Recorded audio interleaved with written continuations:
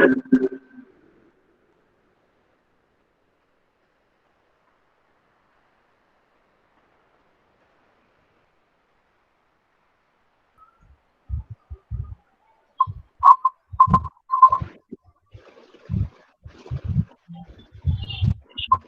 afternoon to all.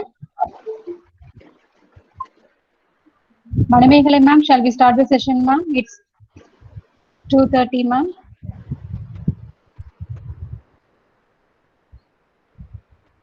Yeah, we can. Thank you ma'am. Good afternoon to all. I am very happy to inform you that we are stepping into third week of this 1 month program. On behalf of Department of Women's Studies, Balidasan University, Center for Women's Studies and NSS of Kaveri College for Women Autonomous, Regional Association of Women's Studies, I welcome you all to the session. May I now request Dr. N. Manimekhalai, Dean, Faculty of Arts, Director and Head, Department of Women's Studies, Bharatidasan University, to render welcome address and to introduce our today's resource person. Welcome you, ma'am. Thank you. Thank you, Neela, again for successfully stepping into the third week. And I'm happy that participants are joining. Maybe one day gap was there.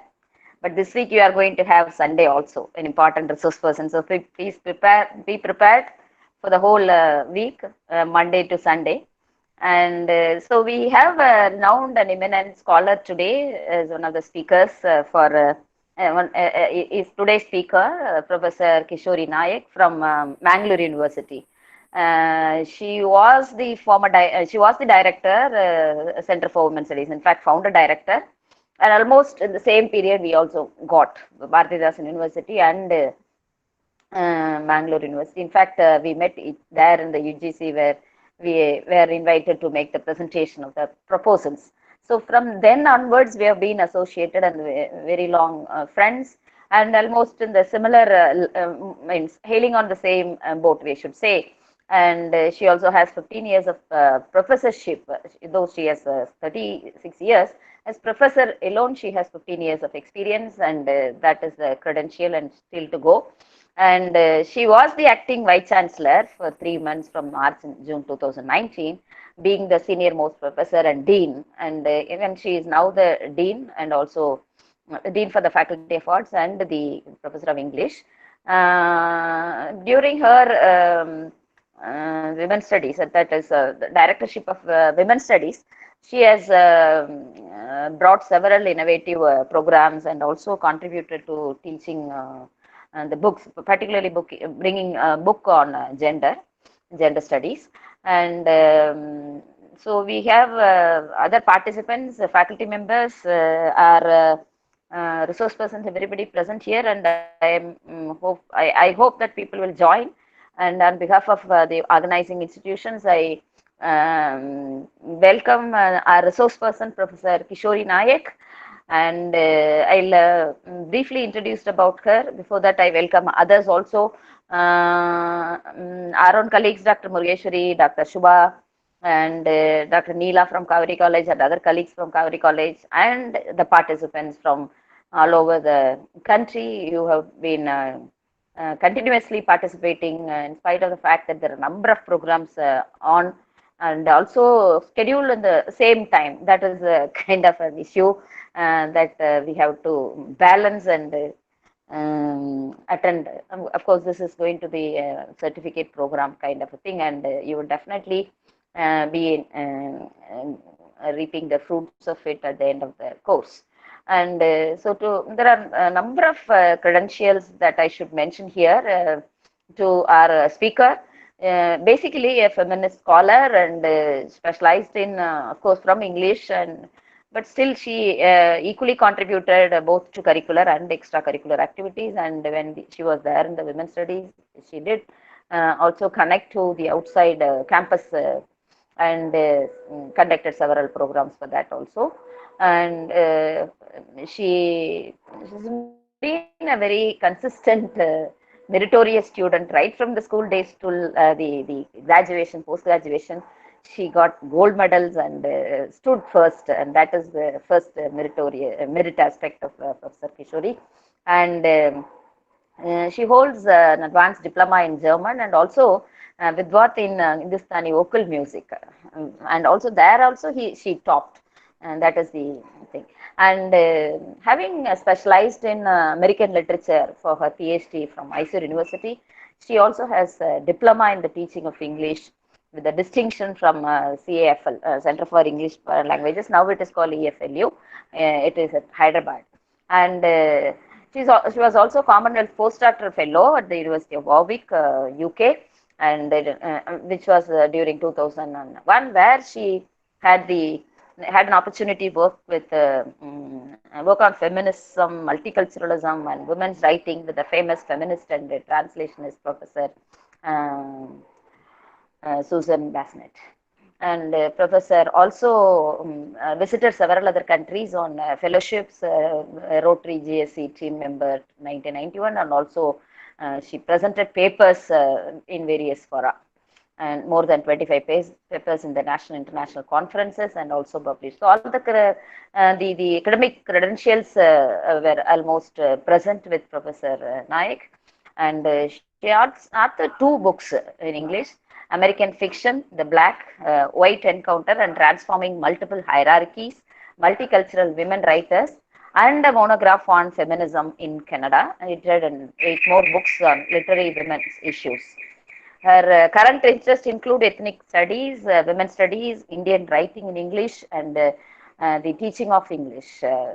She has also worked on bilingual translations from English into Kannada and vice versa. And she has been associated with several research organizations and guided 6 students, completed, and also others are working, 8 more. And she successfully organized an international conference on contemporary critical theory in collaboration with the Forum on Contemporary Theory, Vadodara, during December 2005, and as a co-investigator.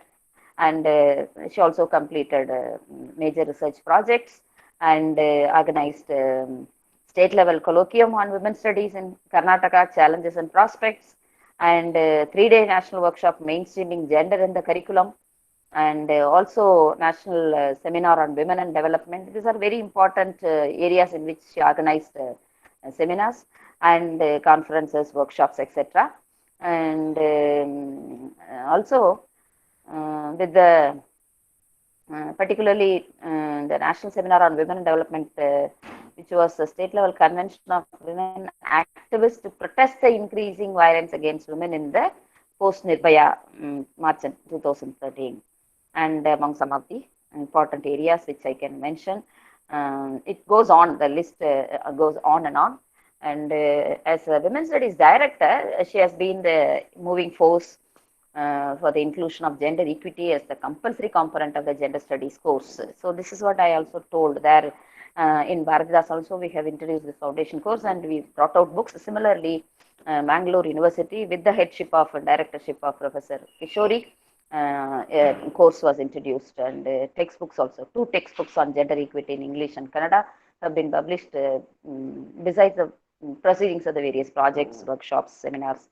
Though we didn't have any interaction, I told we sailed on the same path in introducing or using this Women's Studies Center to influence the university system, curriculum, and other things. So with these few words, there are a number of contributions that Professor has to her credit, but due to want of time, I have mentioned only a few.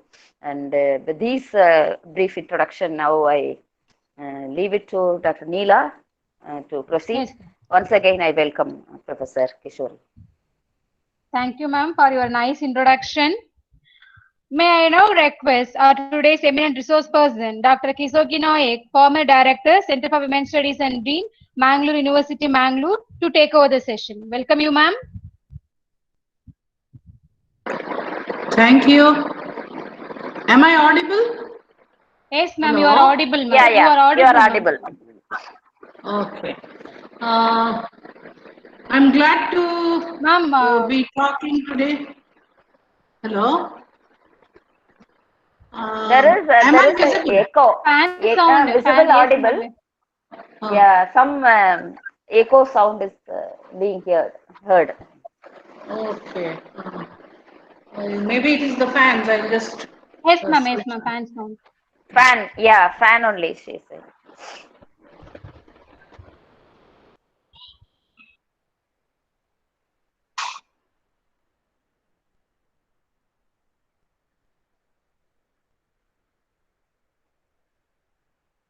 Is it okay now?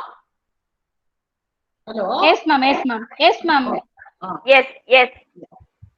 Yeah. I'm visible? Hello? Yes, ma'am. You are visible, Yes. ma'am. You are You are- visible, ma'am. You are audible, ma'am. Now it's Okay. clear, ma'am. Yeah. So I'm very glad to be talking today to people who are taking part in a seminar organized by Bharatidasan University, Kaveri College, and Ross. I've been associated with all these three organizations for many years now, as Manimekale already said. And this course, 1 month course on gender, society, economy, and polity, is about things that are close to my heart because I have been involved in a lot of work about gender, though I have not been an activist like Professor Mangai. The other day I watched her making the presentation, and the creative writer, the activist was very much visible. I suppose our activities here, both Manimekale and me. Manimekale is more of an activist than I am. I am more of an introvert. I don't write like Mangai, nor do I do activism the way Manimekale does. But at a certain level, at the academic level, I have always endeavored to try and mainstream gender concerns. That has been the focal area that I have tried to work on, and probably our university was one amongst the first, along with some other universities at that time, to introduce gender equity as a compulsory study, area of study at the university level. It was earlier not compulsory. Gender equity, the need for gender equity came to be stressed, particularly in the 10th plan and after that, in our academic syllabuses. Now, where does literature figure in the theme of this 1 month course was what I began to think when I looked at this topic: gender, society, economy, and polity. Neela, could you please start the PPT? Yes, ma'am. Yes, ma'am. Yeah. Kindly pin Dr. M. Neela in the participant list, ma'am, to view my PPT, ma'am. Yeah. Okay. Is it visible, ma'am? Yeah. I must spin this. Okay. Yeah. Yes. Thank you. Yes. Thank you, ma'am. So, as you will see in my PPT, the very first question: where does literature figure in the theme of this 1 month course? Society, economy, polity. Well, I began to think about this, and my answer was probably that we, students of literature, think that literature is a reflection of life. It holds up the mirror to life. That is what I was told when I started on my journey into English literature as a undergraduate student. And from then on, it's been a long journey, about 40 years now, I think. And slowly, from literary studies, one ventured into areas like culture studies, the topic that I think Professor Shubha talked about recently, about a week ago. Culture and the structures that are there, the gendered structures that are there, if we are to think of our own subject of focus today. And literature, which being a reflection of life, expresses the overweening patriarchal structures that are present in most societies. almost all societies, but it will not be too let me not homogenize too much, because we do have some matriarchal societies. But the patriarchal structures are present even in these matriarchal societies. That is how overweening it is. So if we are to look at the idea of the world as a text, I think literature begins to find a certain kind of place in this 1 month course on gender, society, economy, and polity. And I would also like to comment on the fact that films and their reflection of life, the text of the film, and how these things are recorded in everyday life. We could go on to the next slide, please. Yes, ma'am.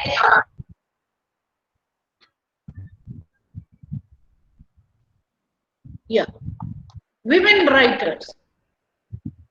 Now this term, women writers, I'll talk a little more about women's writing in the next slide, but here I would like to think about how many women writers we have had. When did women's writing begin? Who are the women writers that we can think of? Ancient time. We often quote a Gargi or a Maitreyi from the Vedic times. And after that, do we have any scholars? If we look at that famous OUP anthology, 2-volume anthology brought out by Susie Tharu and K. Lalita, Women Writing in India. We have the Buddhist theories writing their Katha, the Theri Gatha. And we have the fact that these theories also talk about overweening patriarchal structures when they say that they are now very happy, freed of domestic drudgery and from the cruelty of their men as a consequence of their spiritual liberation. So the Buddhist nuns also around 3,000 years ago talk about this, 600 BC to the present. That is the time gamut of these 2 volumes that write about women writing in India, that describe the writing of women in India. So we can begin with the Buddhist nuns, besides of course Gargi and Maitreyi, the Vedic scholars. But if we look at how women at a later time were looked down upon, we have Santa Meera, or we have Akka Mahadevi, maybe Andal from Tamil Nadu, and others who were part of the Bhakti movement, and those, well, maybe Bahina Bai from Maharashtra. All these wrote about their travails, domestic travails, how they wanted to free themselves from worldly cares. And well, did they really write, or is it that their songs were handed down to us? Now, these are the kind of things that we need to think about. Women were generally denied education, particularly if you look at the last few centuries. It's only in the 20th century that women came to be educated. Not only in India, but also in the West. There was a little of homeschooling maybe in the 19th century, but women were not educated. I think Oxford and Cambridge did not grant degrees to women till the beginning of the 20th century. So that being the case, how women were denied education. And well, we have people like Ramabai Ranade and Kashibai Kanitkar in Maharashtra writing about how they were not supposed to read and write, how they were prevented from reading and writing by the rest of the household, and it was only their progressive husbands who helped them to some extent to, acquire literacy skills, I would say, and then maybe educate themselves. There were even superstitions about educated women, that educated women would get widowed very soon, that they would be barren, etc., etc. All these things are found. All these things find a record in 19th century women's autobiographical writing. There are a number of stereotypes which say that women should not go out into the world, they should not go outside the household.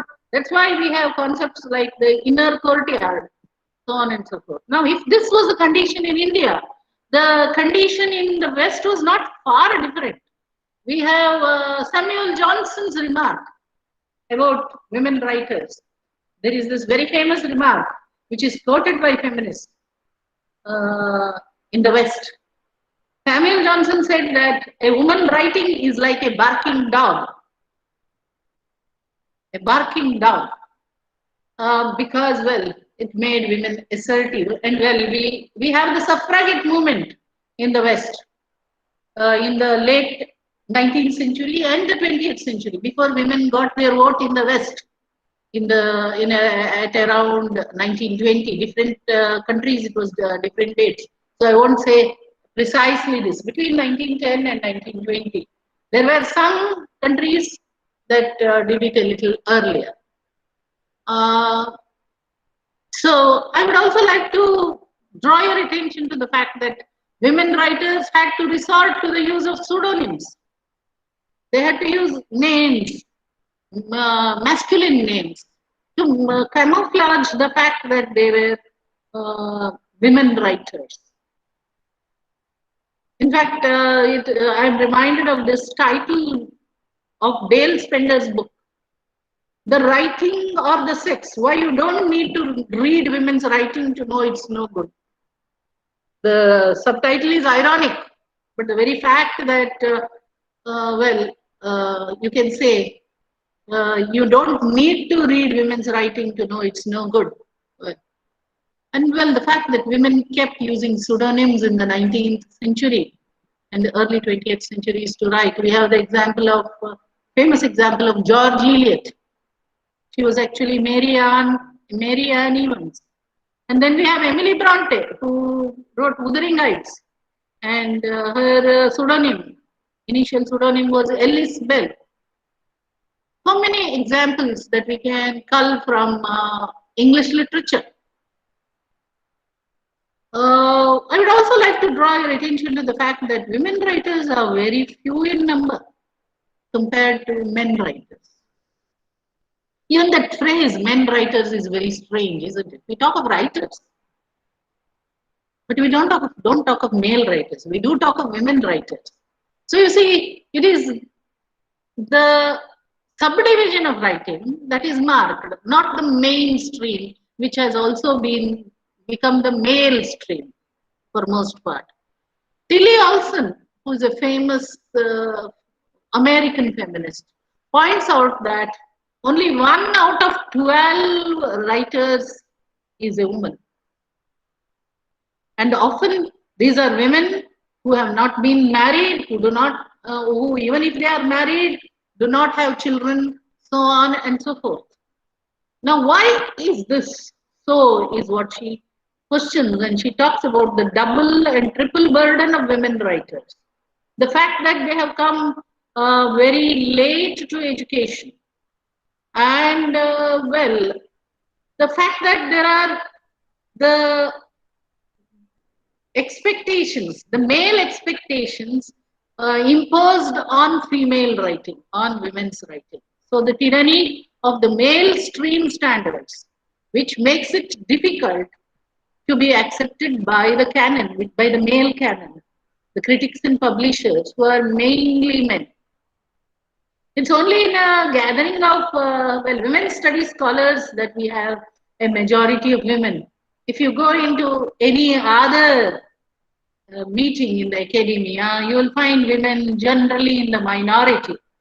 I'd like you to think back to your own university days. I won't say college days because these days we have very many women working in colleges, even in uh, co-ed colleges. Uh, of course, we still have the phenomenon of women's colleges uh, because we believed that women needed to be segregated and given a different kind of education. That's how women's colleges came into existence. So it is difficult for women to find acceptance. What is the percentage generally of women in academia? It's hardly 15 to 20%, particularly in higher education. Though it may be the feminine, it may be that there is feminization at the lower level. In the primary school, I think it's the reverse. But then it is as we go higher and as the social status increases and as the payment increases, even in the colleges, it's who are the permanent teachers and who are the temporary teachers, the guest lecturers, who get paid more? These are all questions we need to look at when we say that there are more women in higher education these days. They are not often in tenured positions. This is something that one has to accept. This is a bitter fact. Anyway, to go on to the next slide, which is about women's writing. Neela, could we go on to the next slide? Yes. Women's writing. I have highlighted that in blue. And you will see that I have put WO in brackets.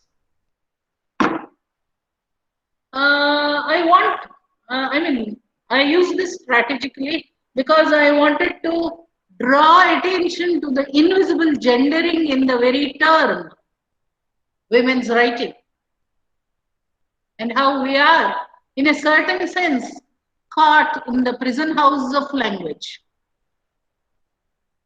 Woman is only a subset and therefore she is inferior. Like you have ethnic writing, like you have black writing or even children's literature. So also women's writing is only a subset and well treated as inferior, often not read by male critics.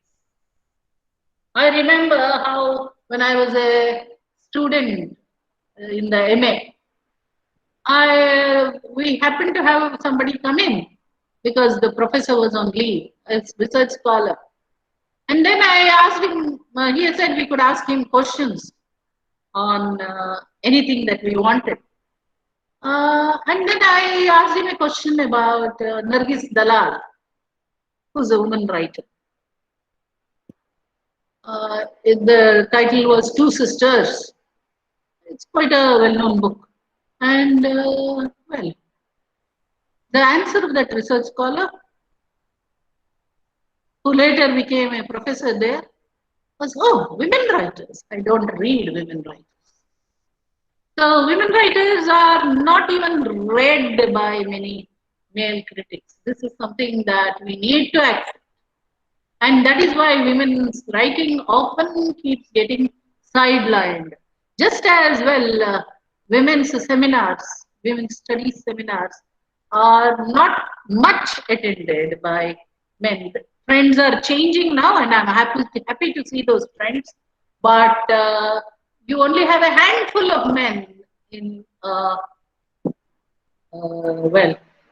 very large gathering of women.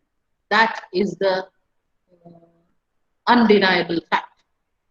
So, is women's writing different from men's writing? Well, we have people like Shashidas Deshpande who talk about how being called a woman writer somehow makes you feel inferior, makes women feel inferior. It makes us question why should there be a marker like women's writing, or why should we have a marker like children's writing or black writing? But yes, women cannot write like men. and men probably cannot write like women. Now, some of the things that characterize women's writing in a certain way that may be present in men's writing to some extent.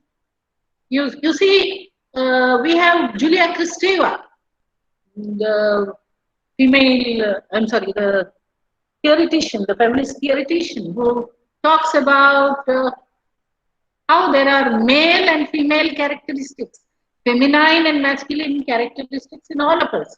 So, but there is more of femininity which is ingrained in us through our socialization. And thus, women's writing often has some of these characteristics. I would say that there's a lot of polyphony, multiple voices, and maybe there is flux, there is open-endedness. I would say there are a number of invisible motives, motives of invisibility in women's writing.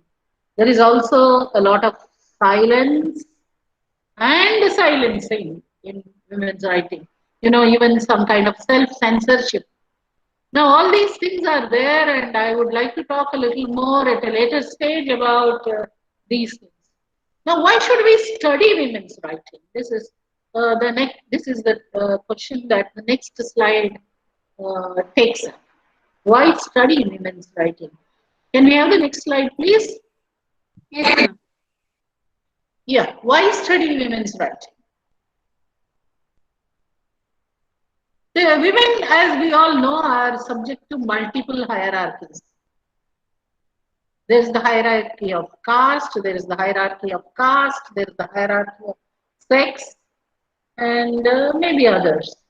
When we talk of transgenders who prefer to be women, so on and so forth. Now, I again mentioned Dale Spender here. Dale Spender, who was an Australian feminist, but I think she later migrated to America. She has written a book wherein she talks about the paucity of women writers.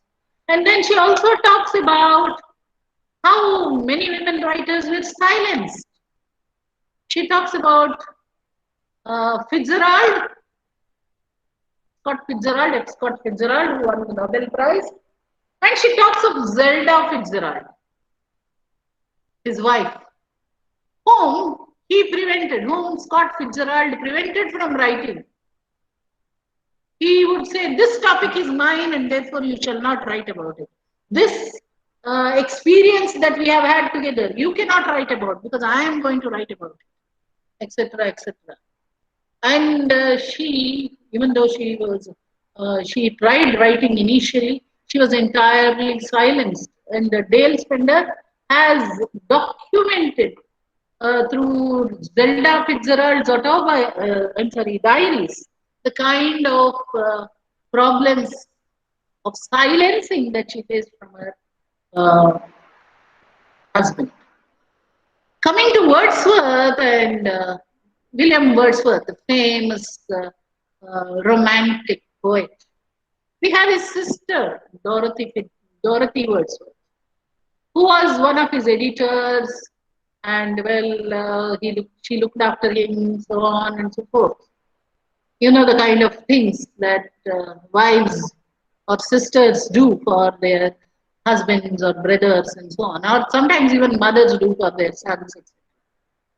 So Wordsworth, as against Dorothy Wordsworth, and well, a comparative study of the kind of writing, journal and so on that Dorothy wrote, and the kind of thoughts that are there in Wordsworth's philosophical poems. Dale Spender makes a very convincing case for how a very excellent woman writer was silenced in Dorothy Wordsworth as a result of William Wordsworth's fame, like Zelda was. And then we have D.H. Lawrence and his, you know that he is known as the saint of love. And we have his famous or infamous books like Lady Chatterley's Lover, Saint Maur, Women in Love, Sons and Lovers, so on and so forth. And we have records of how his woman friend, used to keep journals, and we find passages which are extremely similar being part of, well, Lawrence's writing. So, where does that leave us when it comes to women's writing and men's writing? I'd also bring in a parallel here. I was listening last week to that session on women in science, and I was struck by, well, Einstein's wife. Yeah, I had heard of this earlier, and again the presentation last week. The fact that Einstein's wife had contributed a lot to the kind of theories that he propounded later. We have Amartya Sen, and we have his wife, who's a very famous academic from Calcutta, his first wife. We have Banerjee, the one who won a Nobel Prize recently in economics, and the fact that he has a second wife who's contributed to his Nobel Prize, but the fact that the first wife was sidelined, something very similar to what happens in that Marathi film, Sairat. So, Fitzgerald, Wordsworth, Lawrence, Einstein, Amartya Sen, and well, Banerjee. We also have the question of how we have a number of gendered silences and how women are invisible in literature. We have invisibilities in different areas. Women write poetry, fiction, essays, autobiography. They even write theatre, as Mangai has very well brought home to us. But most of the theatre was, I think, comes in the later part of the 20th century. I would like to draw your attention to Kamala Das' introduction. How she talks about how she was not allowed to speak because she was a dark girl in school. And how it was the Anglo-Indian who was Anglo-Indian girl, an Anglo-Indian classmate who was asked to read out the poem that Kamala Das had written. This was her experience, I think, in a school in Calcutta, in a convent school in Calcutta. So, how she was silenced at one level, and well, she also talks of different languages, how English has also silenced her in a certain way, how, well, she had 3 languages, all these things. We have Shashi Deshpande's fiction. I would particularly like to talk about That Long Silence, a novel by Shashi Deshpande, which talks about the silence in which we women live, particularly middle class women. We keep adjusting all the time, don't we? We are silent because our in-laws want us to behave in a certain way. We are silent because our parents want us to behave in a certain way. We are silenced by our brothers in different ways, or our sisters also sometimes, so on and so forth. We keep silencing ourselves. And hardly ever do we really express what we need, what we want. And well, Shashi Deshpande's heroine talks about how she kept adjusting to different kinds of norms, different people's norms, and how it comes to a certain stage in her life where she decides, break the silence because she has silenced even the writer within her, she has silenced the woman within her, so on and so forth. That's a Sahitya Academy winning novel, and I think many feminists at least would have read it. Similarly, she has written a book, A Matter of Time, wherein she talks about women being silenced in different ways. Their names don't appear in family trees, and how they retell their stories in different ways in order to, well, record their existence. The Silences by Olson, I have already referred to. I talked about how she says that only 1 out of 12 writers is a woman writer, and well, she brings out how there are layers of silences or silencing when it comes to women writers. The Woman Warrior by Maxine Hong Kingston is Maxine Hong Kingston is a Chinese American woman writer. And she talks about how the Asian American is often silenced in mainstream America. Mainstream America is predominantly the white Anglo-Saxon Protestant, which is why even though Bill Clinton's wife tried at least twice to become president, yeah, she did not make it to the main holdings first, and then when she made it to the main holdings, she was defeated by the white Anglo-Saxon Protestant male, as epitomized in Donald Trump. So we have the Woman Warrior talking about Chinese American life and how, well, Asian Americans, including Indian Americans and so on, are silenced in different ways by the mainstream culture. So these autobiographies will be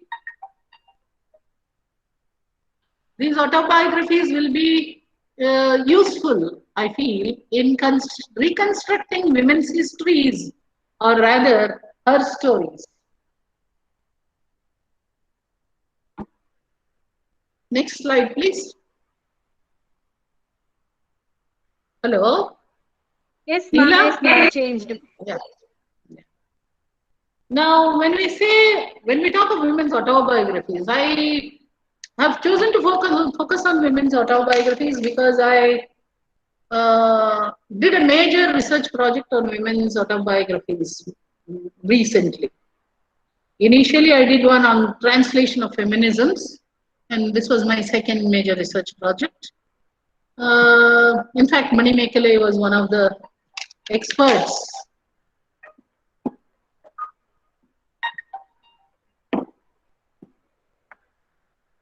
Mani Mekele was one of the experts, and she reviewed the final project report. Now, autobiographies are often seen as history, but I would like to say when it comes to women's autobiographies, it is a certain kind of her story, because you have many things being recorded here, which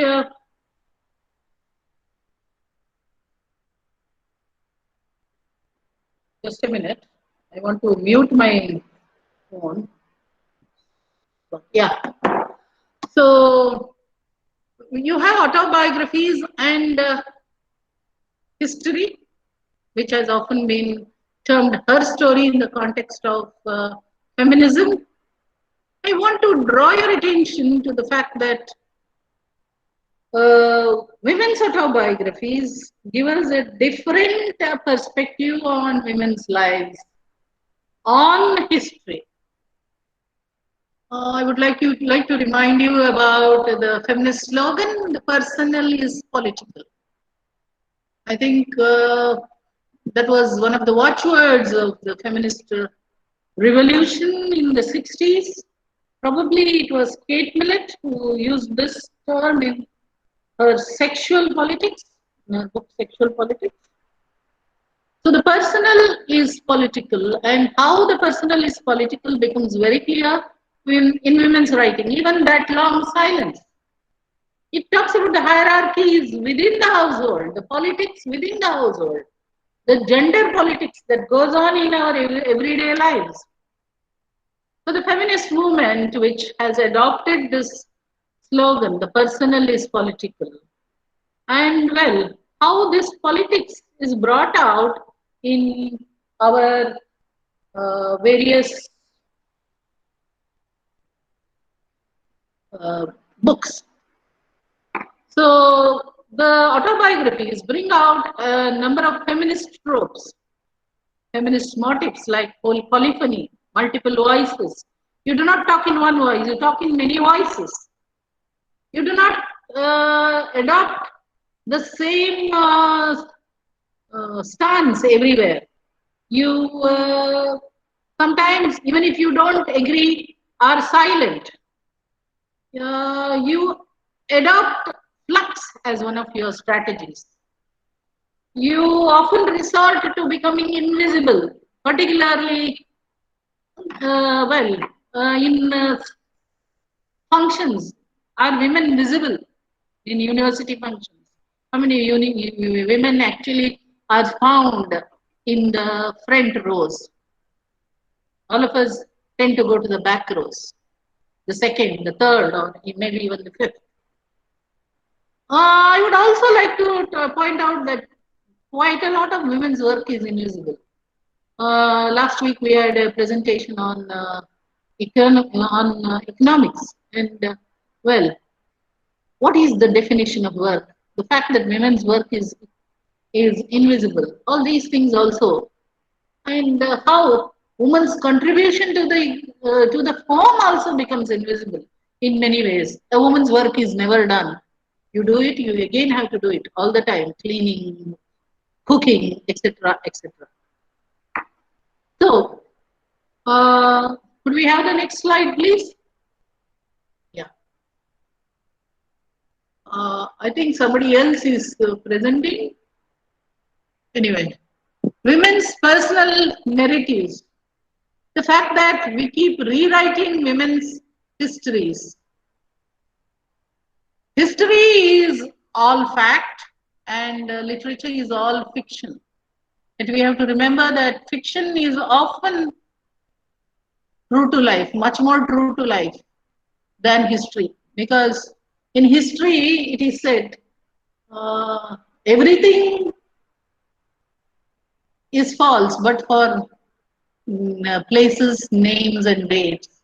Whereas in fiction, everything is true, but for places, names, and dates. Now, autobiographies and personal narratives are some kind of mixture, I think, of fact and fictionalizing. Autobiographies are not entirely fact. Let us acknowledge this. We always present ourselves when we write our autobiographies, when we write our own things. Now, could we have the next slide, please? Yes, ma'am. Changed, ma'am. Yeah. We have silences, and we have silences that speak. I would like to quote Isaac Dinason's story, The Blank Page, here. This story has been discussed in feminist circles as prototypical of the silencing of women the world over. It's a story about one nameless blank sheet hung in a convent to which royal houses sent the blood-stained bridal sheets of wedding nights, stains that proclaimed the purity of royal brides. The blank sheet speaks, even in its blankness, of a revolt, a departure from the norm of virginity, and asserts itself even in the absence or the erasure of the owner's name. It's a blank page and the owner is in disgrace, but the others which are stained, well, proudly bear the name of the brides, the virgin brides. Now, this story by Isaac Dinason has been seen as radically subversive, as an act of resistance which offers the reader a number of alternative scripts. We can all imagine what that non-virgin bride must have done and how she must have been booted out by the royal family because she was not a virgin. What happened to her thereafter? So silences can be powerful weapons that speak in a number of different ways, and women's literature often uses this kind of weapon: silence, invisibility, flux, polyphony. There is polyphony in that blank page. There are so many voices that are struggling to come out. So it is possible to use different kinds of spaces to revolt against patriarchal restrictions. We needn't be activists. We can show it in our daily life. We can be assertive in our own lives by creating spaces for ourselves and dissenting from the traditional molds, the stereotypes that we are often expected to fit. Thus, feminist literature can assert a strong female agency and denounce female stereotypes very subtly. We can have what is called a quiet women's revolution. If you trace how women's autobiographies have changed their voice over the last few decades, I noticed that we are running out of time, so I am not going to go into the details of the autobiographies that I have mentioned, but could we go on to the next slide? Neela? Could we go on to the next slide? Yes, ma'am. Yeah. Yes, ma'am. Yes, ma'am. Sure, Yeah. ma'am. I think we will skip this slide and go on to the next slide. Some anthologies. I've named some anthologies. Yeah. I've named some anthologies of women's writing, women's autobiographical writing. You have Shadow Lives, writing on widowhood edited by Uma Chakravarti and Preeti Gill, which bring out the travails of this marginalized section. One does not realize the travails of widows because most of us women, I have now been a widow for about 6-7 years, but before that, did one ever think of widows, of their travails? Do we, as women who are married with children and so on and so forth, think of the widows of Mathura? Think of widows who are victims of different kinds of traditions. And Uma Chakravarti and Preeti Gill bring to our attention the kind of autobiographical writings that some widows have done, maybe created, written, we don't know. Some of them are even interviews. So shadow lives. They are not real lives, they are only shadow lives. Because you're the old widow, particularly even in the 20th century. I think only now things are changing. There is a second marriage, there is widow remarriage, so on and so forth for women. Shadow Lives talks about how women who were widowed at an young age were never able to live a full life.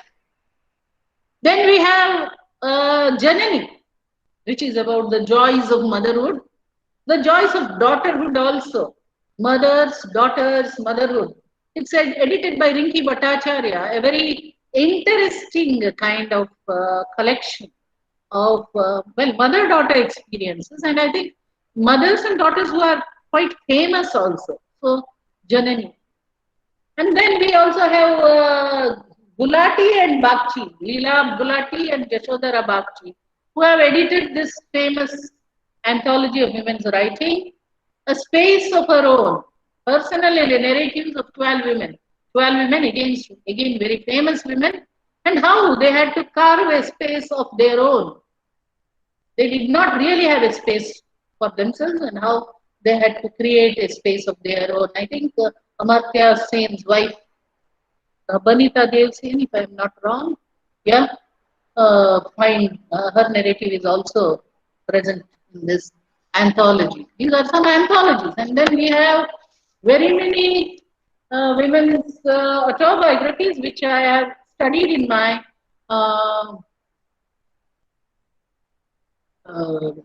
major research project, multicultural women's life narratives. I think we will skip the next two, Neela. They are about British and American writers, Maya Angelou, Magdalene. Yeah. Yeah, we will skip this.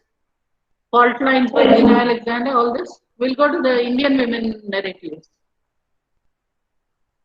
Yeah, this one. Ramabai Ranade. She has written a book in Marathi which has been translated. Yeah, and the book in Marathi talks about the, even here, Ranade, his wife's reminiscences. It is not Ramabai's reminiscences, but it is Ranade's wife's reminiscences. Look at the very suggestive title. So it's a shadow life in a certain sense. Even though she was not, I mean, she was widowed later, but she looks upon her life as a shadow of Mahadev Govind Ranade's life. That was her husband. Now we have Kashibai Kanitkar, whose book was brought to our attention by Meera Kusumbi of the same family. I think she has this book, Feminist Vision or Treason Against Men. Kashibai Kanitkar and the Engendering of Marathi Literature, in which we have Kashibai Kanitkar's writing. And the fact that she talks about, like Ramabai Ranade does, about how they had to hide the fact that they were learning to write from the rest of the family. How the family, the women in particular, did not want the younger women to start to learn and to read and write because of the prejudices that were there, that, well, the woman would be barren, that the husband would die soon, etc., etc. We have other women writers, I think Sister Subbalakshmi from Tamil Nadu, who writes about how difficult it was for her to get educated. She was widowed at a very young age, and well, the father wanted to educate the child, but the child widow, but the mother and the grandmother would always bring in different kinds of norms of society. They wanted the girl to be educated, but since society had so many strict norms that girls should not do certain things, they should not go out alone, etc., etc.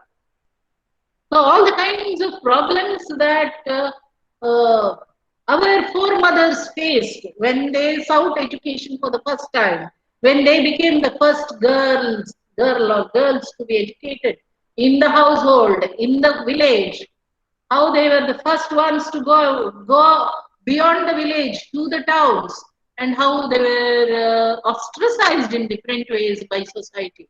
The difficulties of our foremothers in getting educated.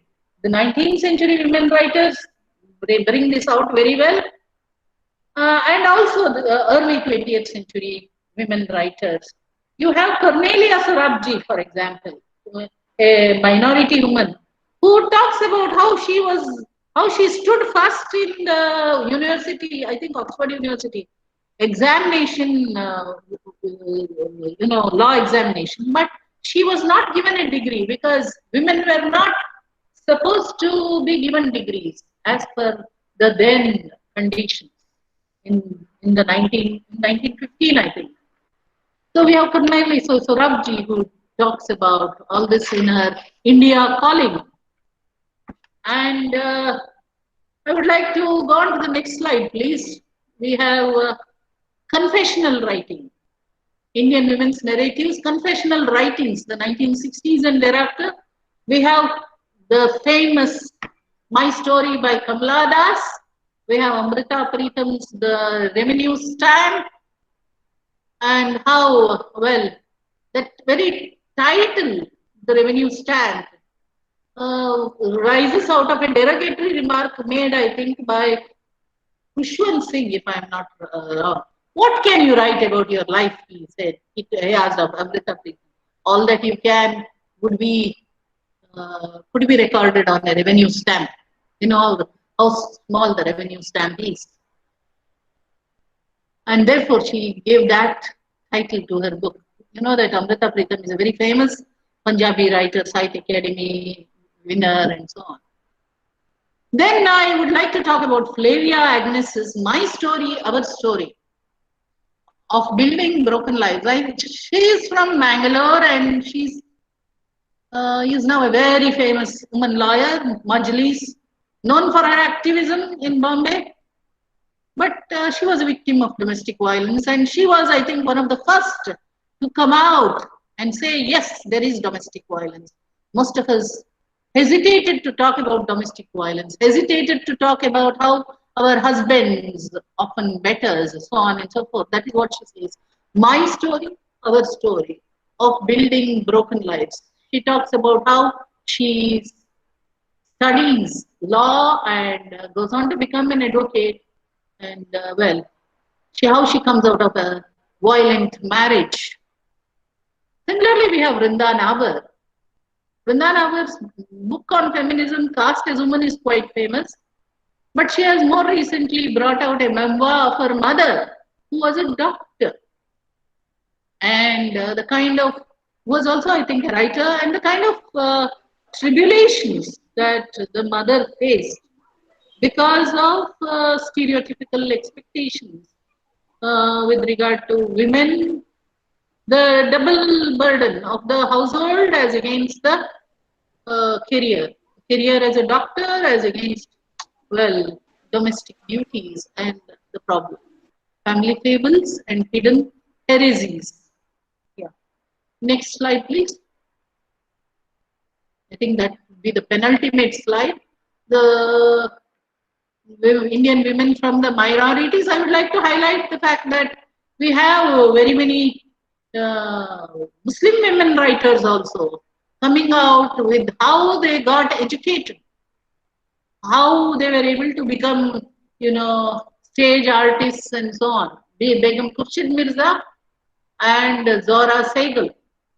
Yeah, Zora Sehgal lived to be, I think, a centenarian, and she was seen in many of these serials, Hindi serials in the 80s and 90s. I remember enjoying her performances on the TV screen, on the small screen. Next slide, please. Yeah, this is something that I would like to highlight. How the women's voices from the margins are now emerging. If it was earlier women from the higher levels, I mean, I did not mention mainstream women like, say, Nayanthara Saigal or Vijayalakshmi Pandit or Pratima Bedi. All these have written their autobiographies. But I did not choose to mention those. I choose to mention these because these are the voices from the margins, and they are the ones that are emerging. I would like to talk about Bama's Karukku. I would also like to mention Urmila Pawar's Aida. She was, I think, one of the first Dalit woman autobiographers from Marathi. Sharmila Rege's book on Dalit women writers is well known. And Aidan, the bamboo basket that Urmila Pawar views. She talks about her growing up as a Dalit girl in rural Maharashtra and how she later moved to Bombay and the kind of struggles she had. I think that's a very important autobiography, a Dalit woman's autobiography. Bama's Karukku is something that I don't need to I think, talk about to a Tamil audience, but it talks about a Dalit nun's experiences, uncovering the hierarchies within the church also, within the convent also.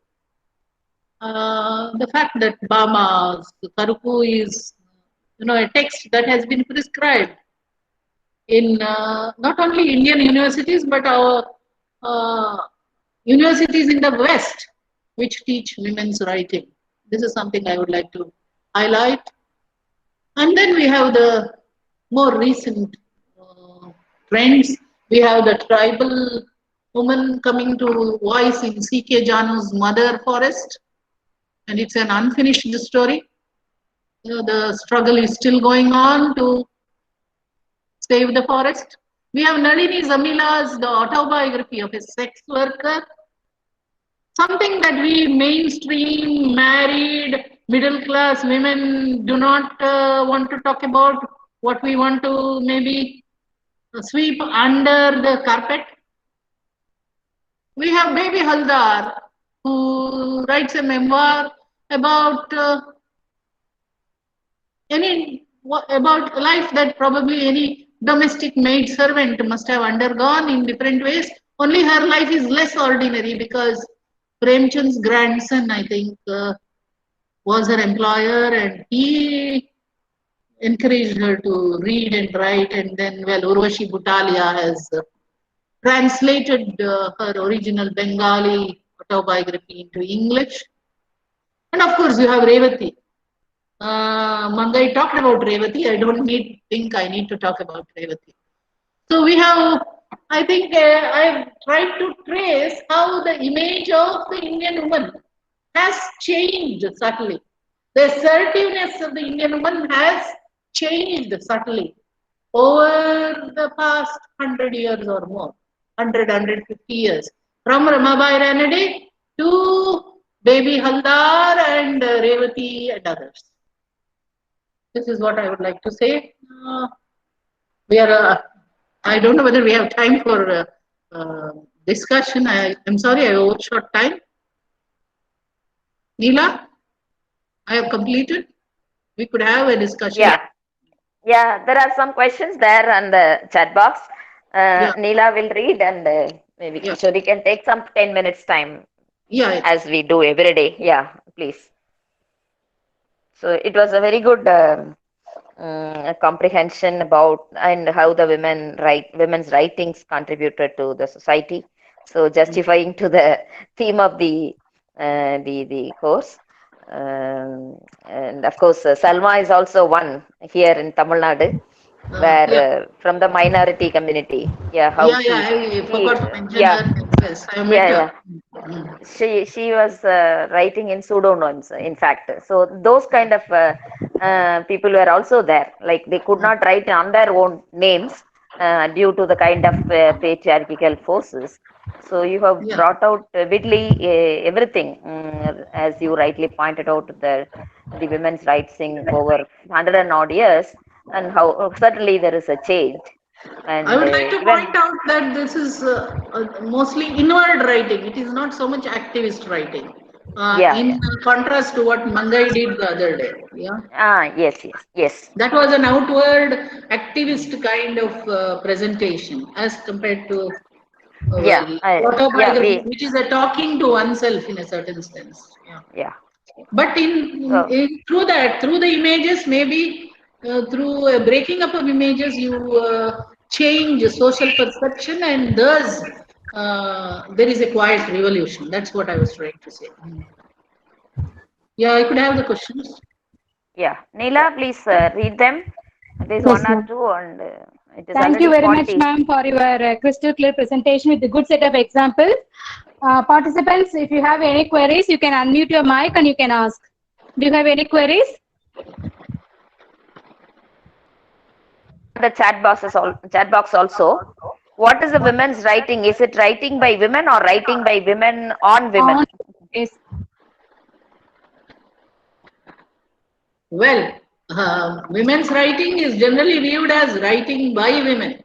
It is not necessarily on women. I think it is a about the politics of gender, particularly feminist writing, right? There We is can have another feminist. question. Yes, Yeah, ma'am. how do you see the emergence of blogs on social media by women as an extension of autobiography writing? Jennifer. Yeah, I think I would agree with that. All writing is at a certain level autobiographical. This is what Caroline Heilbronn says. It could be that you write autobiography, you could write fiction, but finally, somewhere the autobiographical element is there, is what autobiographers, I'm sorry, is this, critics of autobiography feel. Another question, ma'am. Yeah. Ma'am, very informative session. Thank you. Women always struggling to find out a steady state in the society. It is for women writer also. How we encourage them from male chauvinism? Well, we have feminist presses, don't we? Feminist publishers. It is these publishers like, say, Zuban or the Feminist Press, or there may be many others. Immediately, I can't recall. There are many. Um, they are the ones who are publishing, feminist writing, not the others.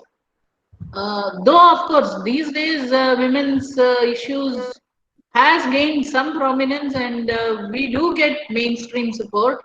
Still, uh, like I said, women writers do not get recognition because it's a vicious circle. Or the standards are male. Your writing should have these kind of characteristics. It should not have these kind of characteristics. That is what the main male stream tells us. And then, because it is not conforming to male streams, yeah, Shashi Deshpande makes that point in That Long Silence. You don't write what you feel, and unless you write so what you feel, what is authentic, it will not have that. It will not reach the people that it should reach. That is the kind of vicious circle that women get caught in, women writers get caught in. And then there is the nexus between the critic and the publisher. If as I said, if male writers don't read women writers, if how many men do you find in these women writers conferences? Very few. They are the exception. They are not the norm. And I would say that, I generally say this in workshops on gender equality.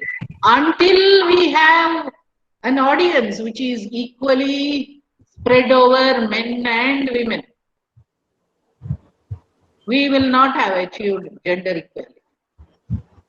If in our gender workshops we have more women than men, we only have 10 or 15 men and 80 or 100 women.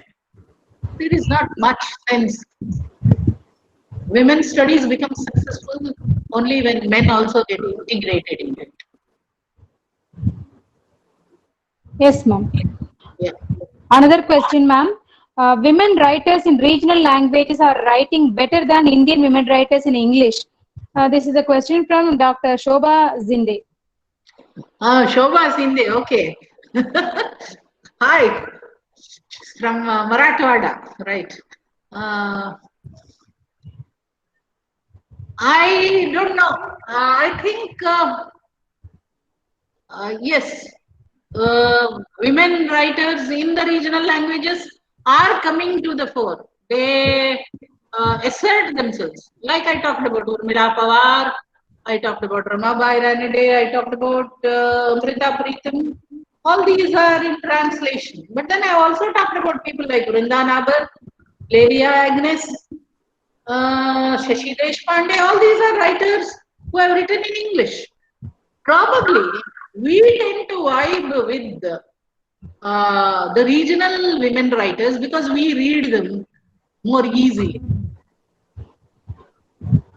I don't know whether we vibe as well with the. If you are a Marathi reader, whether you would vibe as well with a Tamil writer, unless it was translated into English. English is the via media which we come to know about. Well, I came to know about Karukku only because I read the translation by Lakshmi Holmstrom, right? Or about Baby Haldar because it was translated into English by Urvashi Butalia. So English has a role to play. And then there are some women writers, even in English, who are quite good. Not necessarily who's that Arundhati Roy, though I admire her God of Small Things. I don't know about the later novel. I didn't like it very much. The Ministry of Utmost Happiness, but her activist writing, yeah, I think that has been important. Urmila Pawar also reached me only because she was translated. Maya Pandit, I think, did the translation. Yeah.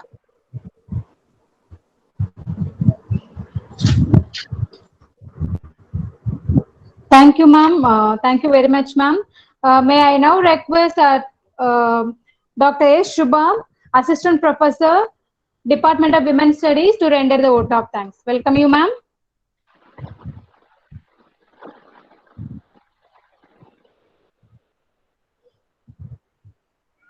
Dr. Shubha is there? She is not able to get connect, I believe. So, on behalf of the participants and also the organizing Hello. institutions. Yes, ma'am. Yes, Yes. ma'am. Shubha, ma'am. Yes, yes. Sorry for the inconvenience. On behalf of the webinar participants and the organizers, I thank Professor Kishori Nayak to well explain about the origin of women's writing at different periods from Vedic to contemporary and modern and postmodern writings.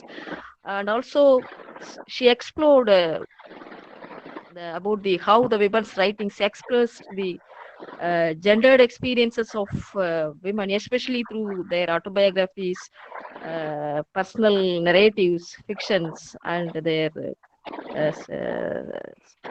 stories. Thank you very much, madam, and also thank you so much, professor, to introduced many women's writings to read and understand about the various multiple discriminatory understanding about the women experiences through the women's writings. Thank you so much. Thank you. Thank you. Thank you, ma'am. Dr. Kishori, for Yeah. I really, it was a cherishing discourse, and in fact several new participants also joined to hear you today, to listen to you. I just share a couple of developments, and thanks to this course, thanks to the organizing partners, and particularly Neela also.